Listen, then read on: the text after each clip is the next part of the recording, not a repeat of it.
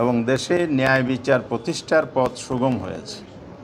আপনারা লক্ষ্য করেছেন আজকে আমরা নির্বাচন কমিশনে এসেছি 11টা থেকেই আমাদের শিডিউল ছিল। প্রায় 1 ঘন্টা সময় আমাদের সাথে আলোচনা হয়েছে।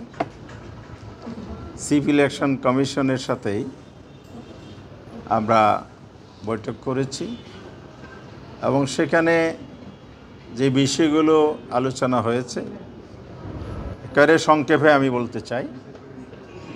প্রথমত আপনারা জানেন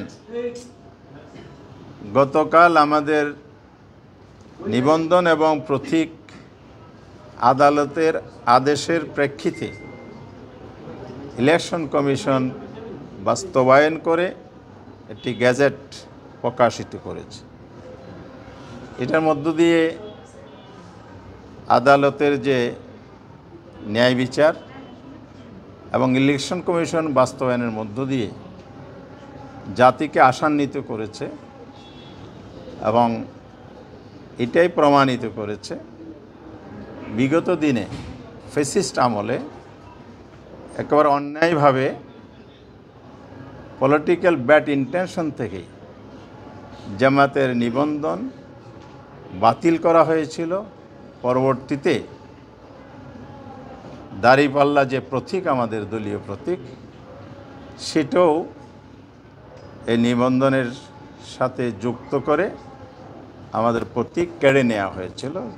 চরম অন্যায় করা হয়েছিল, আমাদের অধিকার লঙ্ঘন করা হয়েছে।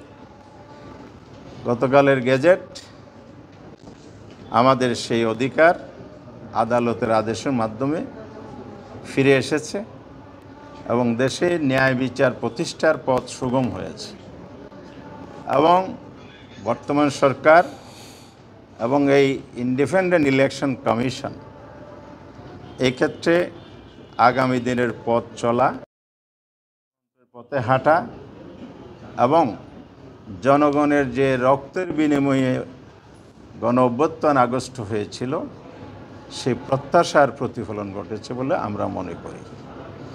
আমরা গতকালে ফরমালি এই জন্য ব্রিফিং করেছি, আল্লাহর শুকরিয়া আদায় করেছি এবং সর্বোচ্চ আদালতের মাধ্যমে যেটা আমরা আমাদের রাইট পেয়েছি এই জন্য দেশবাসী যে প্রতীক্ষা ছিল আগামী দিনে জামাত ইসলামী তার নির্বাচনের নিবন্ধন নিয়ে প্রতীক নিয়ে ভোটে অংশগ্রহণ এবং জনগণের পছন্দের প্রার্থী দাঁড়িপাল্লা প্রতীকে ভোট দেওয়ার যে বাধা ছিল এটা উঠে গিয়েছে এবং এটা আরেকটা নতুন দৃষ্টান্ত হয়েছে যে অন্যায় অবিচার ধামাচাপা দিয়ে জোরপূর্বক রাষ্ট্রযন্ত্র ব্যবহার করে দীর্ঘদিন চাপিয়ে রাখা যায় না।